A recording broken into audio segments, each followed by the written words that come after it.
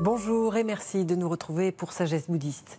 Nous continuons cette semaine notre évocation de la nonne Ayya-Khema, occidentale laïque qui fut ordonnée au Sri Lanka au dernier tiers de sa vie. Cette femme fut bouleversée par la découverte du bouddhisme et de la méditation. Elle en montra d'ailleurs la voie à d'autres femmes, mais aussi à tous ceux qui venaient suivre ses enseignements. Elle qui fonda plusieurs temples en Asie et en Europe, dans la tradition Theravada des moines de la forêt. C'est ce dont nous vous parlions la semaine dernière. Ce dimanche, nous évoquerons avec notre invitée Jeanne Schut le rapport qu'entretenait cette femme avec la méditation. Ayya-Khema avait une facilité à se concentrer qui lui permit non seulement de pratiquer la méditation de façon quasi naturelle, mais aussi de connaître et de faire connaître par la suite les jhanas, les absorptions méditatives. Ce sont des stades qui permettent d'accéder palier par palier à Vipassana, la vision profonde. Jeanne Schut, bonjour. Bonjour.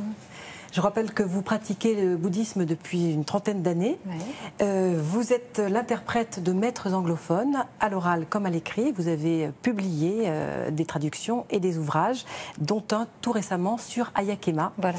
Et puis vous animez vous-même des sessions de méditation et des retraites près de chez vous dans la Drôme. Alors, nous l'avons vu la semaine dernière, Ayya-Khema avait trouvé la méditation et elle pratiquait de façon très naturelle. Mais comment enseignait-elle la méditation ? Alors, elle avait de grandes qualités pédagogiques. Et elle estimait qu'on ne peut pas enseigner quelque chose à quelqu'un qui n'est pas réceptif. Et donc, d'abord, elle leur donnait envie d'apprendre la méditation. Et pour cela, elle faisait une comparaison. Très souvent, elle commençait comme ça en disant, voilà, nous avons le corps et nous avons l'esprit. Pour le corps, quand il a faim, vous le nourrissez. Quand il a soif, vous lui donnez à boire. Quand il est malade, vous le soignez. Que faites-vous pour l'esprit ? Quand vous êtes en colère, quand vous êtes jaloux, quand vous êtes triste, déprimé, que faites-vous ? Et là, je peux vous proposer un outil, c'est la méditation. La méditation va vous permettre de développer l'attention suffisamment pour aller voir à l'intérieur de vous comment fonctionne l'esprit et découvrir que c'est le mécanisme de l'esprit qui crée la souffrance et donc pouvoir vous en libérer. Y a-t-il des qualités nécessaires pour apprendre la méditation ? Oui, elle disait que la méditation, c'était bien sûr la pratique formelle, assise. Mais c'est aussi la pratique du quotidien, c'est-à-dire développer l'attention toute la journée. Et c'est aussi développer des qualités particulières dont le Bouddha a parlé. Alors parmi ces qualités, il y a la première qui est la confiance. Pour pouvoir se lancer sur une voie, il faut avoir confiance. Si on est plein de réticence, on ne va pas y mettre tout son cœur, ça ne va pas fonctionner. Il y a l'énergie, le courage, la persévérance. Il y a l'attention, qui est bien sûr le point central de l'enseignement du Bouddha. Il y a la concentration, qui était son point fort, ce qu'elle enseignait, la concentration juste dont le Bouddha parle beaucoup. Et puis, il y a la sagesse, qui est à la fois l'aboutissement de toutes ces qualités, des fruits de ces qualités, et puis également le point de départ, puisqu'il faut avoir assez de sagesse pour vouloir s'engager avec confiance sur une voie spirituelle. Donc c'était des qualités qu'elle cherchait à entraîner, enfin à développer parmi ses étudiants. Oui, alors elle enseignait beaucoup à partir de textes du Bouddha. Par exemple, elle va prendre les 5 obstacles ou les 5 qualités à développer, les 7 facteurs d'éveil. Elle prenait l'enseignement du Bouddha et puis elle le développait toujours en parallèle à des retraites de méditation. Est-ce qu'elle préconisait de connaître le Dharma aussi ?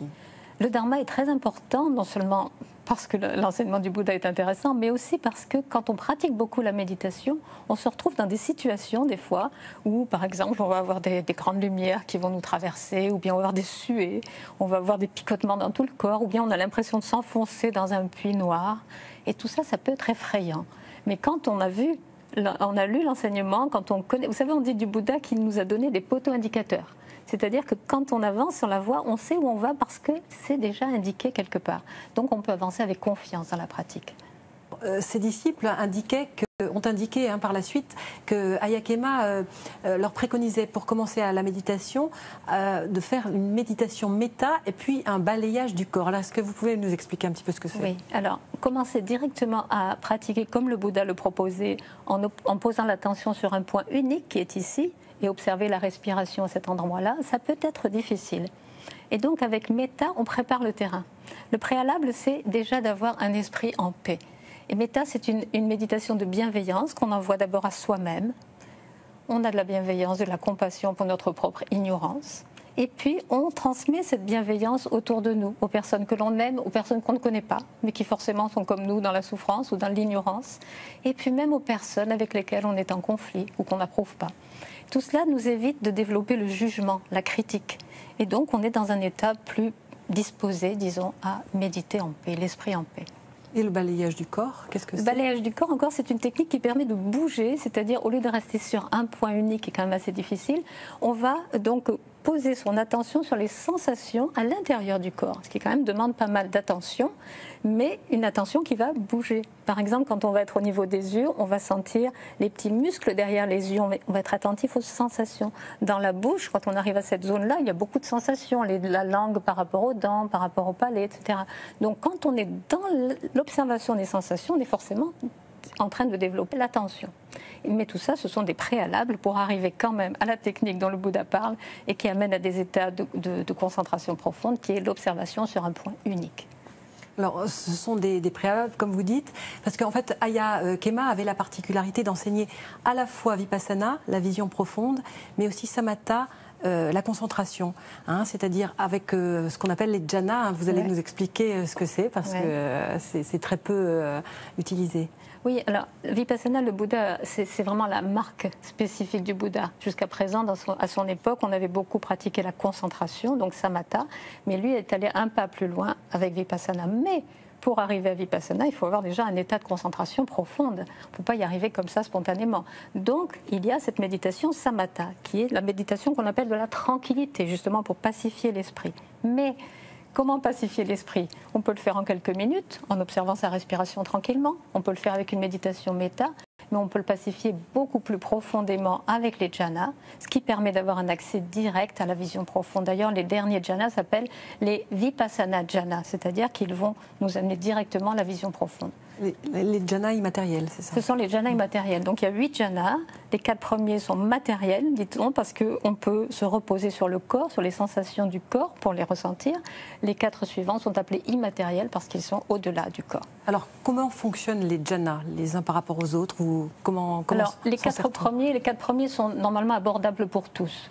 Le premier jhana consiste la première partie du premier jhana consiste à poser son attention ici et tout de suite derrière à la maintenir, tout simplement. Mais là, le Bouddha propose beaucoup de techniques ou d'idées, disons, pour garder l'attention. C'est pas facile de garder son attention sur un point unique. Donc, il dit par exemple quand l'air afflue par les narines, on sent beaucoup d'air au début, puis de moins en moins, au fur et à mesure que l'air entre dans les poumons. Puis quand il va sortir, il y aura un grand afflux d'air, et puis de moins en moins.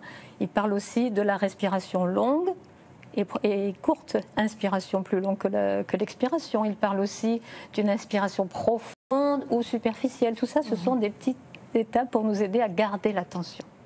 Au bout d'un moment, si on arrive vraiment à la maintenir en place, cette attention, il y a une espèce de joie qui monte de l'intérieur, c'est un peu comme des bulles qui montent. Et là, le Bouddha nous dit, arrêtez l'observation de la respiration, posez l'attention sur les sensations qui correspondent à ce sentiment de joie. C'est le deuxième jhana. C'est le deuxième jhana. Donc on va poser toute notre attention sur les sensations et ça fait une forme d'euphorie en fait. Ça monte, ça monte, ça monte, jusqu'au moment où ça se calme. Pendant tout ce temps-là, on observe tranquillement, mais on observe des sensations relativement agitées. Et puis à un moment donné, ça se calme tout seul et on arrive au troisième jhana qu'on appelle le bonheur-contentement. C'est-à-dire qu'il y a la même joie qu'au début, mais elle est beaucoup plus paisible.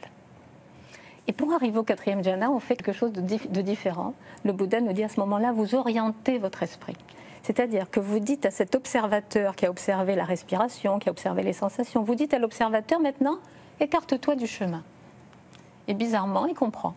C'est-à-dire qu'à ce moment-là, il y a quelque chose qui s'ouvre. Il y a quelque chose qui s'ouvre, l'espace s'ouvre. Et puis, si vous regardez, bien qu'est-ce qu'il y a? Il y a ce qui est. Ce qui est, c'est tout. Il n'y a plus de mots, il y a juste ce qui est. Et là, il y a une espèce de joie qui tient plus de l'équanimité, on va dire. On se sent juste bien. Et à ce moment-là, on prend conscience, quand on revit cette expérience plusieurs fois, qu'on est dans un état de non-moi. L'observateur, c'est le moi. Quand l'observateur n'est pas là, on est dans le non-soi, qui est une des grands enseignements du Bouddha, qui souvent fait peur dans le bouddhisme. Qu'est-ce que ça veut dire? Je suis quoi si je ne suis pas moi? Mais là, on le vit dans la détente, dans la joie, et donc on en a un petit aperçu. Ce n'est absolument pas suffisant pour faire la véritable expérience du non-moi, mais ça nous met dans un état de réceptivité et d'avoir envie de continuer. Le Bouddha a dit, pour continuer sur la voie que je vous propose, il faut que vous essayiez pas à pas. Si ça vous convient, continuez. Et là, ça nous donne envie de continuer. Alors là, ce sont donc les 4 premiers jhanas. Oui. Et vous dites qu'ils sont accessibles à tous, alors que les 4 suivants sont réservés peut-être à... Oui, peut-être aux gens plus motivés. Donc Ayya Khema, elle a eu un accès très facile aux 8 jhanas. Voilà. Alors justement, Ayya Khema, est-ce qu'elle en a eu l'intuition elle-même? Est-ce qu'elle les a découverts un petit peu par hasard, si on peut dire, en approfondissant sa propre concentration, sa propre méditation? Oui, elle raconte dans son autobiographique un soir de lune, où il fallait méditer toute la nuit dans le monastère. Elle commençait à s'ennuyer vers minuit, et puis elle s'est souvenue d'un enseignement du Bouddha qu'elle avait lu sur les 4 jhanas immatériels. Et elle s'est dit, tiens, pourquoi pas essayer? Elle avait eu un accès très facile aux 4 premiers, pourquoi pas? Elle a essayé. Le reste de la nuit, elle a dit, je ne me suis plus ennuyée du tout. C'était passionnant parce que on parle d'une conscience infinie, d'un espace infini, et puis aussi de la vacuité. Et donc, forcément, c'est très passionnant. Et donc, elle a fait ça toute la nuit. Et puis, plus tard, elle a demandé à vérifier la validité de son expérience auprès d'un moine et puis d'un autre. Et tout le monde lui disait, mais c'est impossible aujourd'hui de vivre les 8 jhanas, comment as-tu fait? Et jusqu'au jour, enfin, au fond du Sri Lanka, elle a trouvé un vieux moine qui lui a dit, c'est tout à fait ça, tu as raison, ce que tu as vécu, ce sont les 8 jhanas, il faut absolument que tu continues à les enseigner, c'est un art qui se perd, alors que ça fait partie de l'enseignement vraiment du Bouddha. Et à quoi mène-t-il finalement ces jhanas? Est-ce qu'ils mènent à l'éveil? Non, ils ne mènent pas à l'éveil. Les jhanas sont une façon d'approfondir l'état de tranquillité. Plus il est profond, mieux ça vaut pour pouvoir passer ensuite à Vipassana, cette méditation qui, elle, peut mener à l'éveil. Et quand même, plus c'est profond, mieux ça vaut. Donc ce n'est pas inutile du tout. Et alors, vous dites que ce maître qu'elle avait rencontré lui avait dit que c'était très peu enseigné. Oui. Pourquoi est-ce que c'est tombé en désuétude alors, finalement? Alors, est-ce que parce que les gens s'intéressaient moins à la pratique qu'à la philosophie du Bouddha? Parce que les enseignements du Bouddha sont passionnants. Je dirais pour aujourd'hui, en particulier le 21e siècle, avec les gens qui ont tous fait des études universitaires, tous ces moines qui sont aujourd'hui dans cette tradition, ils se passionnent pour la philosophie du Bouddha, pour la psychologie du Bouddha, et tout ça, ça fait beaucoup marcher l'intellect. À quel point se passionne-t-on pour la pratique méditative? Peut-être moins. Ou alors on s'est dit, c'était valable à l'époque du Bouddha, parce qu'en Inde, à cette époque-là, tout le monde pratiquait la méditation de la concentration. Ce n'est peut-être plus valable aujourd'hui pour nous, je ne sais pas. En tout cas, elle a prouvé par sa pratique et par l'enseignement, parce qu'elle a réussi à enseigner cela à beaucoup de gens, que c'était tout à fait praticable aujourd'hui. Alors aujourd'hui, elle a disparu. Est-ce que son enseignement perdure justement? Est-ce qu'il y a une relève? Est-ce que les jhanas sont toujours enseignés? Les jhanas sont enseignés heureusement déjà, elle a choisi un de ses élèves qui était particulièrement doué pour la pratique des 8 jhanas. Elle lui a demandé de poursuivre, parce qu'elle savait qu'elle allait mourir bientôt. Elle lui a demandé de poursuivre son œuvre, il a accepté. Et donc il transmet aujourd'hui, je suis en contact avec lui, c'est un Américain qui transmet avec énormément de succès dans les États-Unis, aussi en Europe. Il enseigne les jhanas, oui. C'est un Américain qui est basé dans le temple qu'Ayya Khema avait fondé? Non, c'est un itinérant. Il est devenu, pas moine, mais il est devenu errant, sans être moine, errant. Il dit qu'il voyage tout le temps. Soit il fait des retraites pour lui-même, soit il enseigne à des retraites. D'accord. Merci Jeanne Schutt d'avoir répondu à nos questions et de nous avoir fait connaître un peu mieux Ayya Khema. D'accord, merci. Pour poursuivre cette découverte, nous vous conseillons en lecture cette semaine de notre invitée Jeanne Schutt, Et s'il suffisait d'être présent, aux éditions Sully. L'ouvrage présente la vie à rebondissement de cette femme exemplaire ainsi que la traduction de ses enseignements centrés sur la méditation.